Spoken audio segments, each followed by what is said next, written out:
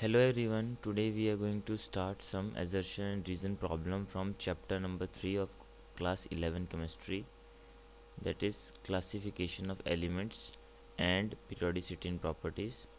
So without wasting time, let us start with the first question. So assertion is noble gases are highly reactive, ठीक है, and then comes the reason that noble gases have stable outer electronic configuration. ठीक है, तो जब भी assertion reasoning का question आता है तो देखिए आपको हमेशा ही ये चार ऑप्शंस मिलेंगे। ये चार ऑप्शंस आपके हर एजर्शन रीजन क्वेश्चन के लिए सेम रहेंगे। पहले ऑप्शन में आपको क्या देखना होता है कि क्या एजर्शन और रीज़न क्या ट्रू हैं कि फॉल्स हैं, वो आपको अलग से देखना पड़ता है। या तो आपके अगर दोनों ट्रू हैं, या तो ये हो सकता है कि एक ट्रू हो सकता है दूसरा फॉल्स हो सकता है, या फिर पहला फॉल्स हो सकता है दूसरा ट्रू हो सकता है। ठीक है, अगर दोनों ट्रू हैं तो उस केस में फिर आपको ये भी देखना है कि अगर एजर्शन और रीज़न दोनों करेक्ट हैं तो क्या रीज़न एजर्शन की एक्सप्लेनेशन है। अगर है तो पहला ऑप्शन है, अगर नहीं है तो दूसरा ऑप्शन है, अगर ये सही है ये गलत है तो तीसरा ऑप्शन है, अगर पहला गलत है दूसरा सही है तो चौथा ऑप्शन है। तो इस तरह से आपको चार ऑप्शंस देखने हैं। तो पहले मैं इंडिविजुअली देख लेता हूँ क्या इंडिविजुअली दोनों ट्रू हैं। अगर दोनों के दोनों ट्रू निकलेंगे फिर ए और बी ऑप्शन में से मुझे ये चेक करना पड़ेगा कि क्या रीज़न एक्सप्लेनेशन है कि नहीं। तो पहला है noble gases are highly reactive. So पहली बात तो नोबल गैसेज आपको पता है कि नोबल क्यों बोलते हैं, इनको नाम नोबल क्यों दिया गया है। जैसे कोई भी इंसान जो होता है ना, जो बहुत ही मतलब अच्छा होता है तो उसको हम नोबल कहते हैं। तो इनको भी नोबल इसलिए बोला जाता है क्योंकि बिल्कुल भी रिएक्टिव नहीं होती। ठीक है, सो इनको इनर्ट गैसेस भी हम बोलते हैं, इसीलिए इनर्ट गैसेस भी नाम दिया जाता है इनको, या फिर नोबल गैसेस भी इनको नाम दिया जाता है। रीज़न आता है आपका कि noble gases have stable outer electronic configuration. तो इसका रीज़न बेसिकली यही है कि इनको, जैसे कि आपको बताया, इनको इनर्ट गैसेस आप बोलते हैं या फिर नोबल गैसेस भी आप इनको बोलते हैं। तो उनका रीज़न क्या है, रीज़न है कि इनकी जो बाहर की इलेक्ट्रॉनिक कॉन्फ़िगरेशन होती है वो स्टेबल होती है। स्टेबल किस हिसाब से, क्योंकि इलेक्ट्रॉनिक कॉन्फ़िगरेशन इनकी फुली फिल्ड होती है और fully filled orbitals are very very stable. So that's why, that is the reason. यानी आपका एजर्शन तो रॉन्ग हो गया, ठीक है, एजर्शन तो रॉन्ग हो गया और रीज़न आपका सही हो गया। तो assertion is incorrect but the reason is correct statement. So now comes our question number 2. Assertion is isoelectronic species have same radii. ठीक है, तो आइसो इलेक्ट्रॉनिक, जैसे कि आपको पता है ये आइसो वर्ड जो होता है वो सेम के लिए यूज़ होता है, सेम के लिए। इलेक्ट्रॉनिक मीन्स इलेक्ट्रॉन्स, तो सेम नंबर ऑफ इलेक्ट्रॉन्स जो हैं वो आपके आइसो इलेक्ट्रॉनिक स्पीशीज़ होती हैं। ठीक है, कैसे होती हैं कुछ एग्जांपल दे देते हैं आपको। एग्जांपल के तौर पे मान लीजिए आप ऑक्सीजन का एग्जांपल ले रहे हैं, ठीक है, तो O2 नेगेटिव मान लीजिए। ठीक है, O2 नेगेटिव तो मतलब क्या है कि ऑक्सीजन के पास तो 8 इलेक्ट्रॉन होते हैं और 2 का नेगेटिव मतलब 2 और इलेक्ट्रॉन इन्होंने इसने लिए हैं फालतू, तो मतलब 10 इलेक्ट्रॉन्स हो गए। ठीक है, फिर F नेगेटिव आपने बना दिया। फ्लोरीन के पास 9 इलेक्ट्रॉन होते हैं और ये ऊपर माइनस चार्ज है, यानी एक और इलेक्ट्रॉन लिया है, तो यानी 9+1, यहाँ भी 10 इलेक्ट्रॉन्स हो गए। ठीक है, सिंपल नियॉन बोल सकते हो आप, या सोडियम पॉजिटिव बोल सकते हो, या मैग्नीशियम 2 पॉजिटिव आप बोल सकते हो। तो सारे के सारे क्या हैं, 10 ही इलेक्ट्रॉन्स हैं इसमें, आप निकाल सकते हो। यहाँ पर कितना है, सोडियम का एटॉमिक नंबर 11 होता है, तो 11 इलेक्ट्रॉन है इसके पास। ऊपर चार्ज +1 है तो मतलब एक इलेक्ट्रॉन हमने निकाल लिया है इसमें से, तभी चार्ज +1 आया है। मैग्नीशियम में 12-2 हो जाएगा। नियॉन में 10 के 10 ही होते हैं, कोई चार्ज नहीं है तो 10 ही इलेक्ट्रॉन होते हैं एटॉमिक नंबर के बराबर। तो आपने देखा कि सभी में जो नंबर ऑफ़ इलेक्ट्रॉन्स हैं वो सेम हैं, यानी 10 इलेक्ट्रॉन्स है। तो सारी की सारी आइसो इलेक्ट्रॉनिक स्पीशीज हुई। अब आइसो इलेक्ट्रॉनिक स्पीशीज कौन सी हुई? जिसमें सेम नंबर ऑफ इलेक्ट्रॉन्स होते हैं। तो क्या इनका रेडियाई भी सेम होता है? तो रेडियाई देखिए आप, तो रेडियाई जो होता है वो किस पे डिपेंड करता है, यानी जो रेडियस होता है वो आपका किस चीज़ पे डिपेंड करता है? तो देखिए, एटम में क्या होता है? न्यूक्लियस होता है, बाहर क्या है? इलेक्ट्रॉन है। तो ये इलेक्ट्रॉन जिस ऑर्बिट में घूम रहे हैं उस ऑर्बिट का रेडियस बोला जाता है कि रेडियस कितना है। ठीक है, एक सर्कुलर ऑर्बिट है तो उसका कुछ ना कुछ रेडियस होगा। तो वो रेडियस किस चीज़ पे डिपेंड करता है? कि ये जो न्यूक्लियस के अंदर जो प्रोटॉन्स हैं, न्यूट्रॉन्स की तो हम बात नहीं करेंगे क्योंकि न्यूट्रॉन्स तो न्यूट्रल होते हैं। प्रोटॉन्स पे होता है पॉजिटिव चार्ज और इलेक्ट्रॉन पे होता है नेगेटिव चार्ज। तो जितना अच्छा इनके बीच में इंट्रैक्शन होगा उतने ही इलेक्ट्रॉन ये न्यूक्लियस के ज़्यादा पास होंगे और उतना ही आपका साइज घट जाएगा। तो यानी if number of electrons are same then more number of proton, जितने ज़्यादा नंबर ऑफ प्रोटॉन्स होंगे so less will be the size, less will be the radii, उतना ही आपका साइज छोटा होगा या रेडियाई छोटा होगा। तो मोर नंबर ऑफ प्रोटॉन्स का मतलब है आपका मोर इफेक्टिव न्यूक्लियर चार्ज। ठीक है, या न्यूक्लियर चार्ज आप बोलते हैं। तो वो जो न्यूक्लियर चार्ज है वही ज़्यादा होता है आपका, अगर आप जो है ज़्यादा नंबर ऑफ प्रोटॉन होंगे वहाँ पे। तो बेसिकली ये प्रोटॉन का नंबर तो किस पे डिपेंड करता है? प्रोटॉन का नंबर डिपेंड करता है आपका ऑन द एटॉमिक नंबर पे। अब देखिए, ऑक्सीजन का 8 होता है तो 8 प्रोटॉन है, फ्लोरीन का 9 होता है तो 9 प्रोटॉन है, यहाँ पे 10 प्रोटॉन है, यहाँ पे 11 प्रोटॉन है, यहाँ पे 12 प्रोटॉन है। अब देखिए 8 प्रोटॉन जब आपके 10 इलेक्ट्रॉन्स को अट्रैक्ट करेंगे तो इतना अच्छे से वो अट्रैक्ट नहीं कर पाएंगे, तो इसका साइज सबसे ज़्यादा होगा। ठीक है, ये साइज़ के मामले में मैं कर रहा हूँ, साइज़ इसका कम होगा इससे, इसका और ज़्यादा कम है, फिर इसका और ज़्यादा कम है और इसका और ज़्यादा कम है। इसका सबसे कम क्यों है? क्योंकि भाई 12 प्रोटॉन है इसके पास और 12 प्रोटॉन को 10 इलेक्ट्रॉन्स को मैनेज करना है, तो वो तो आसान काम है। तो इसलिए इसका साइज सबसे छोटा हो जाएगा इसमें। ठीक है, तो इस तरह से आपको जो है, मतलब कहने का मतलब क्या है कि they contains different number of electrons. ठीक है, they contains different number of electrons. तो ये तो फॉल्स स्टेटमेंट हो गई। और ऊपर इनमें कहा गया है कि iso electronic species having the same radii. तो आइसो इलेक्ट्रॉनिक स्पीशीज का रेडियाई सेम नहीं होता। ठीक है, तो ये भी फॉल्स स्टेटमेंट हो गई। तो दोनों फॉल्स हो गई। तो basically this option is not given here, so assertion is also incorrect and reason is also incorrect. ठीक है, so this option is not given. So यहाँ पर क्या है कि assertion is also incorrect and reason also incorrect. So now comes our next question. Assertion statement is boron has a smaller first ionization enthalpy than beryllium. ठीक है, और reason statement है आपकी कि the penetration of 2s electron to the nucleus is more than the 2p electron, hence 2p electron is more shielded by the inner electrons than 2s electron.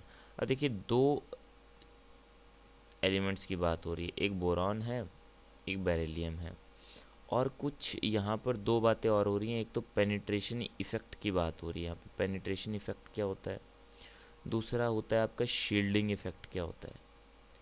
तो ये दोनों आपको समझने हैं और समझेंगे हम इन्हीं एग्जांपल्स के साथ, बोरॉन और बेरिलियम के साथ। तो आपको ये पूरा कॉन्सेप्ट भी समझ आ जाएगा। फिर हम चलेंगे अपने ऑप्शंस की तरफ, फिर देखेंगे कि हमारा सही ऑप्शन कौन सा है। तो देखिए, सबसे पहले मैं बोरॉन से स्टार्ट करता हूँ। अब बोरॉन का एटॉमिक नंबर आप जानते हैं hydrogen, helium, lithium, beryllium, boron. ठीक है, तो बोरॉन का 5 हो गया, और जो बेरिलियम है उसका जो है वो 4 हो गया। तो बेरिलियम फिर बोरॉन। तो मुझे सबसे पहले तो इलेक्ट्रॉनिक कॉन्फ़िगरेशन को लिख लेना है। तो पहले बेरिलियम का लिख लेते हैं। तो 1s2 2s2 हो गया, 2 और 2 4, इसमें बन गया 1s2 2s2 2p1। हालांकि दोनों की ऑर्बिट तो सेम ही है, यानी ये तो हो गया आपका k ऑर्बिट, ये k शेल, l शेल। इसमें भी l में है इलेक्ट्रॉन, इसमें भी l में है, बट ऑर्बिटल अलग है आपकी। ठीक है, इसमें p ऑर्बिटल है, इसमें s ऑर्बिटल है। अब मैं आता हूँ कि पेनिट्रेशन इफेक्ट क्या होता है। तो पेनिट्रेशन इफेक्ट को समझने के लिए आपको शील्डिंग इफेक्ट भी साथ के साथ ही समझना पड़ेगा। Penetration effect and shielding effect. ठीक है, इससे पहले भी मैंने काफ़ी वीडियोस में इसके बारे में बता रखा है, शील्डिंग इफेक्ट के बारे में। अगर आपने पुरानी वीडियोस नहीं देखी हैं तो आप चैनल के जो है प्लेलिस्ट में जाइए, ऊपर ऑप्शंस होते हैं। जैसे आप चैनल का पेज खोलते हैं तो चैनल्स में जैसे वीडियोस का ऑप्शन आता है, और वीडियोस के साइड में ही प्लेलिस्ट का ऑप्शन भी आता है। तो उस प्लेलिस्ट में जाकर आप चैप्टर 3 का आप सारे के सारे जो है वीडियोस पहले वाले देख सकते हैं। ठीक है, बहुत सारे वीडियोस बनाए हैं एमसीक्यूज़ पे, तो आप देख लें। तो शील्डिंग इफेक्ट वहाँ पर भी मैंने बताया हुआ है। होता क्या है कि देखिए शील्ड करना, और देखिए शील्ड हम कहाँ यूज़ करते हैं। जैसे पहले वॉर्स वगैरह होते थे तो स्वॉर्ड भी होती थी और साथ में शील्ड होती थी। ठीक है, स्वॉर्ड एंड शील्ड। तो स्वॉर्ड का तो मतलब है कि तलवार, कि अगर आपको वॉर करना है so you need a sword, आपको एक स्वॉर्ड चाहिए। और दूसरा आपको चाहिए शील्ड। ठीक है, दूसरा शील्ड चाहिए। ठीक है, तो स्वॉर्ड एंड शील्ड। तो शील्ड होता है मतलब रोकने के लिए, बचाव करने के लिए, रोकने के लिए। तो एक्चुअल में होता क्या है इलेक्ट्रॉन्स में, कि आपका जब ये मान लीजिए पॉजिटिव न्यूक्लियस है और इलेक्ट्रॉन इसके इर्द गिर्द घूम रहे हैं।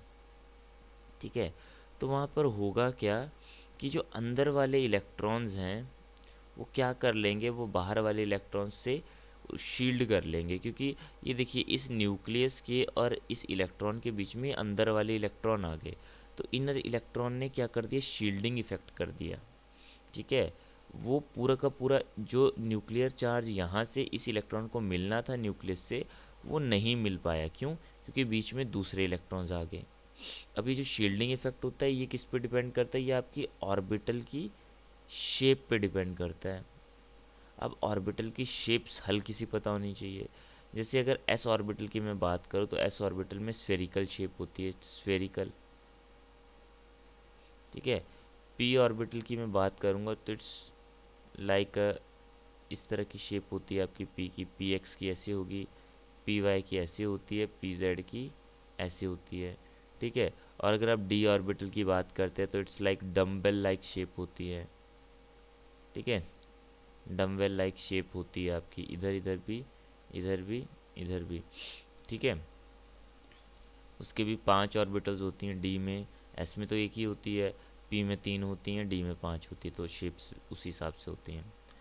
तो अब क्योंकि एस पूरा का पूरा स्फेरिकली सिमेट्रिक है, सिमेट्रिकल मतलब स्फेरिकली सिमेट्रिक है, तो एस की जो होती है शील्डिंग इफेक्ट सबसे ज़्यादा होता है, कि ये सबसे ज़्यादा रोकेगा। अगर ये किसी के रास्ते में आ गया ना तो इसके पीछे वाले इलेक्ट्रॉन को उतना इफेक्टिव न्यूक्लियर चार्ज नहीं मिल पाएगा, क्योंकि उसके रास्ते में आ गया तो इसने पूरी तरह से ढक लिया, क्योंकि स्फेरिकल शेप का है।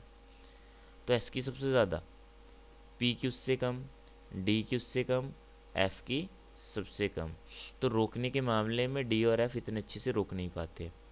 अब सीधी सी बात है, जो अच्छे से रोक पाता है, अब पी नहीं रोक पाता। मान लीजिए अब मैं पेनिट्रेशन इफेक्ट की बात करता हूँ। मान लीजिए आपके एस इलेक्ट्रॉन जो हैं वो पीछे आ रहे हैं न्यूक्लियस में, ये न्यूक्लियस है, और मान लीजिए पी के इलेक्ट्रॉन आगे आ रहे हैं, पी के इलेक्ट्रॉन आगे आ रहे हैं, एस के इलेक्ट्रॉन पीछे आ रहे हैं।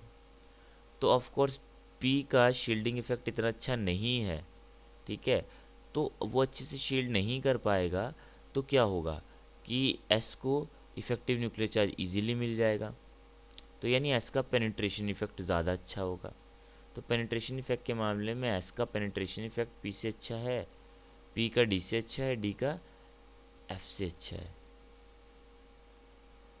तो पेनिट्रेशन इफेक्ट में भी वही पैटर्न फॉलो होता है जो शील्डिंग इफेक्ट में होता है, सेम ही पैटर्न है दोनों में।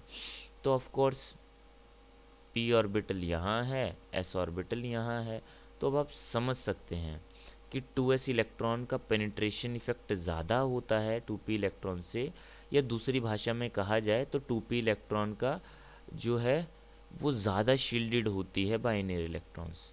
ठीक है, 2p ज़्यादा शील्डेड है। शील्डेड का मतलब है शील्डिंग इफेक्ट 2p का ज़्यादा नहीं है, शील्डिंग इफेक्ट तो इसके 2p के आगे 2s आ रहा है, उसने किया है, तो उसकी शील्डिंग इफेक्ट की वजह से ये शील्ड हो गई, मतलब इसको इफेक्टिव न्यूक्लियर चार्ज नहीं मिल रहा है। ठीक है, तो कहने का मतलब है चाहे ऐसे बोल दीजिए चाहे ऐसे बोल दीजिए, the reason here, reason statement is true और the correct explanation of the assertion. यानी अलग से दोनों तो ट्रू हैं ही हैं, और साथ में रीज़न एक्सप्लेन भी कर रहा है असर्शन को। तो आपका यहाँ पर टॉपिक ए जो है, मतलब जो ऑप्शन ए है, वो करेक्ट ऑप्शन है। So now comes our next question. Assertion: generally ionization enthalpy increases from left to right in a period। तो जैसे कि आप लोग जानते हैं आयनाइजेशन इंथैल्पी आपकी लेफ़्ट टू राइट बढ़ती है, तो ये तो स्टेटमेंट बिल्कुल ही ट्रू हुआ। तो ये क्यों बढ़ती है वो देख लेते हैं। आयनाइजेशन इंथैल्पी आप जानते हैं, it is the energy required to remove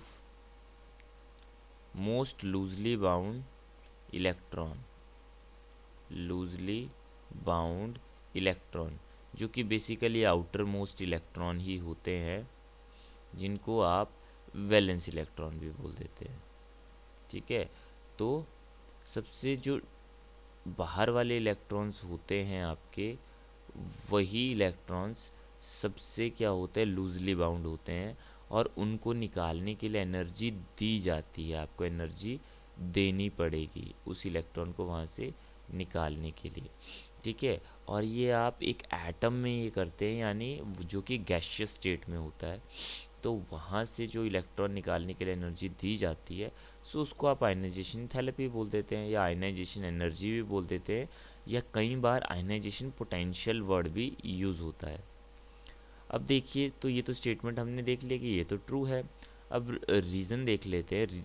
reason statement is that when successive electrons are added to the orbitals in the same principal quantum level। तो देखिए यहाँ बात हो रही है कि आयनाइजेशन एंथैल्पी बढ़ती है लेफ़्ट टू राइट जब एक आप पीरियड में मूव करते हैं, यानी अलोंग द पीरियड। ठीक है, लाइक दिस, अगर पीरियोडिक टेबल में आप ऐसे चलते हैं लेफ़्ट टू राइट, तो वहाँ पर आयनाइजेशन एंथैल्पी बढ़ती है। तो उसका कारण है यहाँ पे कि बेसिकली आपका जो इलेक्ट्रॉन है वो क्या हो रहा है, वो सेम ही ऑर्बिट में ऐड हो रहा है। ठीक है, मतलब सक्सेसिवली सेम ऑर्बिट में आप डाल रहे हैं। जैसे आपका लिथियम होता है, लिथियम के बाद बेरिलियम आता है, तो लिथियम में क्या है कि एटॉमिक नंबर आपका 3 है, बेरिलियम का 4 है। लिथियम में क्या है कि आपने 1s2, फिर आपने 2s1, यानी अब आपने k ऑर्बिट में या k शेल में तो 2 इलेक्ट्रॉन आ चुके हैं। अब अगला l में ही डलेगा, इसमें l में 1 आ रहा है, इसमें l में क्या आ जाएगा, इसमें l में 2 आते हैं। फिर बोरॉन के केस में कितने आ जाएंगे, 3 आ जाएंगे, 3 2 5। ठीक है, फिर बोरॉन के बाद कार्बन के केस में क्या आ जाएगा, फिर 2 और ये 4 हो जाएगा, तो 4 2 6। सो लाइक दैट, कहने का मतलब है कि हम these are added in the to the orbitals in the same principal quantum level। तो कहने का मतलब क्या है कि सेम क्वांटम लेवल में ही डल रहा है। जैसे यहाँ पर आपका जो क्वांटम लेवल है वो आपका सेकंड है, n की वैल्यू 2 है। फॉर n की वैल्यू 2 का मतलब होता है कि हम l शेल की बात कर रहे हैं, तो l शेल में ही इलेक्ट्रॉन डल रहा है। ठीक है, और n2 आपका पीरियड नंबर को भी शो करता है कि जो आपके पीरियड का नंबर क्या है। तो यानी सेकंड पीरियड में डलना, तो मतलब एल शेल में इलेक्ट्रॉन का डलना। तो उसकी वजह से क्या होगा the shielding effect of inner electron of electrons does not increase very much to compensate for the increase attraction. अब आपको पता है कि एल में ही डल रहा है, तो एल के अंदर वाले तो के वाले ही इलेक्ट्रॉन है, यहाँ भी के दो ही इलेक्ट्रॉन, यहाँ भी दो हैं, यहाँ भी दो हैं, तो बेसिकली इनकी तरफ से शील्डिंग तो सेम ही रहेगा। ये शील्डिंग का इतना खास कुछ इफेक्ट नहीं आता, वो इतना ज़्यादा नहीं बढ़ता, ठीक है। To compensate the increased attraction, की इलेक्ट्रॉन का नंबर तो बढ़ रहा है बट उसकी वजह से शील्डिंग इफेक्ट नहीं बढ़ा, क्योंकि अंदर के इलेक्ट्रॉन नहीं बढ़ रहे हैं, इलेक्ट्रॉन सेम ही आपका ऑर्बिट या शेल में जा रहे हैं, तो उसकी वजह से आपका आयनाइजेशन इंथैल्पी बढ़ती है जब हम लेफ़्ट टू राइट जाते हैं। तो कहने का मतलब है ये स्टेटमेंट भी वेरी ट्रू है, ठीक है, ये भी ट्रू है, ये भी ट्रू है, और reason is the correct explanation for the assertion. Reason बहुत ही अच्छे से एक्सप्लेन कर रहा है यहाँ पे एजर्शन को, तो आपका करेक्ट आंसर क्या होगा? A option. So now comes our next question. Assertion statement is the elements having 1s2, 2s2, 2p6, 3s2 and 1s2, 2s2 electronic configuration belong to the same period। यानी element कौन सा है ये, देखिए जिसकी electronic configuration दी है 1s2, 2s2, 2p6, 3s2। तो आप ये देख सकते हैं, ये है 2 2 4, 6 4 10 2 12। तो 12 जो होता है हमारा एटॉमिक नंबर, वो होता है आपका मैग्नीशियम का, ठीक है। उसके बाद आपका बोल दिया गया है कि 1s2 और 2s2, तो ये आ गया आपका 2 और 2 4, ठीक है। तो 4 पे हो गया आपका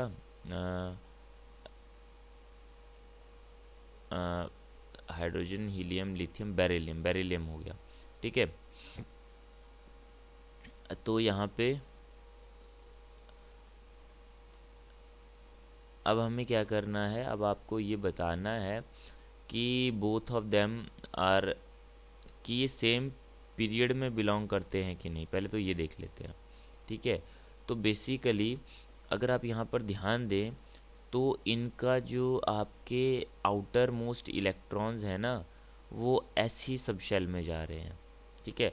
तो यानी ये एलिमेंट्स कौन से हुए? एस ब्लॉक के एलिमेंट हुए, ठीक है। अब एस ब्लॉक में हम दो ग्रुप्स को पढ़ते हैं, ठीक है, दो ग्रुप्स को पढ़ते, एक की कॉन्फ़िगरेशन तो होती है कि एस में एक इलेक्ट्रॉन आता है, और जो दूसरा जो आपका ग्रुप आता है एस ब्लॉक में, उसमें दो इलेक्ट्रॉन होते हैं।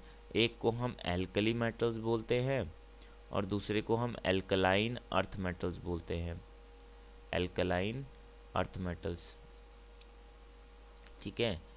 तो ये मैंने बाकी वीडियोस में भी बताया हुआ है, तो आप जाकर प्लेलिस्ट चेक करें, उसमें 3rd चैप्टर की और वीडियोस देखें, वहाँ पे बहुत ही अच्छे से एक्सप्लेन करके बताया हुआ है। तो एल्कली मेटल्स में किस तरह से याद करते हैं आप, कि हमारे लिए ना करना, ठीक है, करना, हमारे लिए ना करना रब से फरियाद, यानी आपका hydrogen, lithium, sodium, potassium, rubidium, caesium, francium, ठीक है। बेटा मांगे कार स्कूटर, यानी beryllium, magnesium, car calcium, scooter strontium, बाप रोए बेरियम, आपका रेडियम। तो एल्कलाइन अर्थ मेटल्स में, ठीक है, ये बता दिए। तो अल्कलाइन अर्थ मेटल में ही क्या आ गया, देखिए बेरिलियम के बाद मैग्नीशियम आ रहा है, तो यानी सेम ग्रुप में बिलोंग करते हैं, सेम पीरियड में बिलोंग नहीं करते, तो फॉल्स हो गया, ये सेम ग्रुप में आते हैं, ठीक है। तो अब सेम ग्रुप में क्यों आते हैं, क्योंकि दोनों का आप देख सकते हैं, दोनों की आउटर जो है, outer most electronic configuration same है, क्योंकि दोनों ही एस ब्लॉक के एलिमेंट्स हैं। तो यानी रीज़न तो हमारा ट्रू हो रहा है, रीज़न तो ट्रू हो रहा है, बट एजर्शन हमारा फॉल्स हो रहा है। तो जो कि कौन सा ऑप्शन बनता है? डी, कि एजर्शन तो हमारा क्या हो रहा है? इनकरेक्ट है, फॉल्स हो रहा है, ठीक है, और रीज़न जो है वो हमारा करेक्ट है, यानी वो ट्रू है। So D option is the correct answer.